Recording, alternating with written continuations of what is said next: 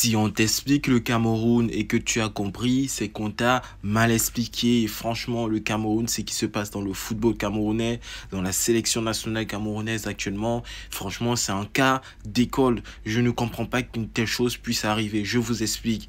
Actuellement, il y a une rencontre qui doit avoir lieu Cameroun-Namibie. Et le problème, c'est que le ministère des Sports, l'organisme qui gère les stades au Cameroun et la fédération camerounaise de football ne s'entendent absolument pas sur quel stade recevra cette rencontre. En effet, au tout début, le ministère des Sports a voulu dès le début que le match se déroule au stade Amadou Ahidjo à Yaoundé. La FECAFOOT, elle, ne voulait absolument pas que cela se déroule là-bas et a demandé dans un premier temps que ça se déroule à Douala, chose que l'organisme de gestion des stades a refuté, et la fédération camerounaise a donc décidé que ça se déroulera à Garoua dans un autre stade. Là, c'est ça l'évolution de la situation. Sauf que au moment où va se tenir la rencontre, les joueurs camerounais sont arrivés au Cameroun, bien évidemment. Et on a vu que une partie des joueurs a décidé de rejoindre le staff qui a été nommé par le ministère des Sports. Une autre partie a décidé a voulu rejoindre le staff désigné par des FECAFOOT, mais a été très rapidement dissuadé.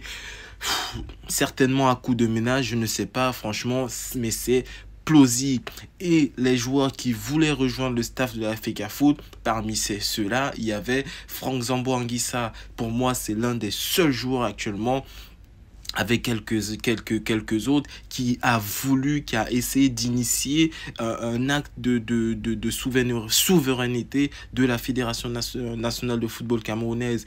Maintenant, on apprend que le Premier ministre, dans une conférence ou du moins une réunion préparatoire de la rencontre, a donné raison à la FECAFOOT, et donc le match se déroulera bien du côté de Garoua, comme la FECAFOOT l'avait décidé au tout début. FECAFOOT qui, elle, est soutenue par la Confédération africaine de football et la FIFA. Et tout cela, ça met en exergue le fait que le Cameroun actuellement est dans une cacophonie, mais la plus totale.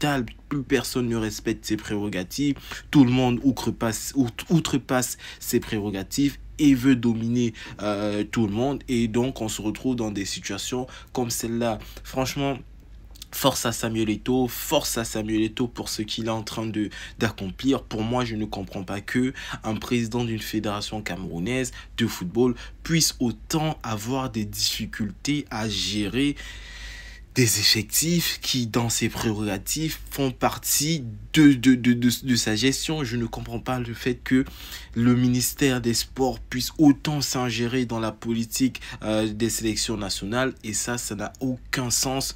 Franchement, à la longue, on va voir que le Cameroun va se faire sanctionner par la FIFA, et je ne serais vraiment pas surpris que cela intervienne dans les jours à venir.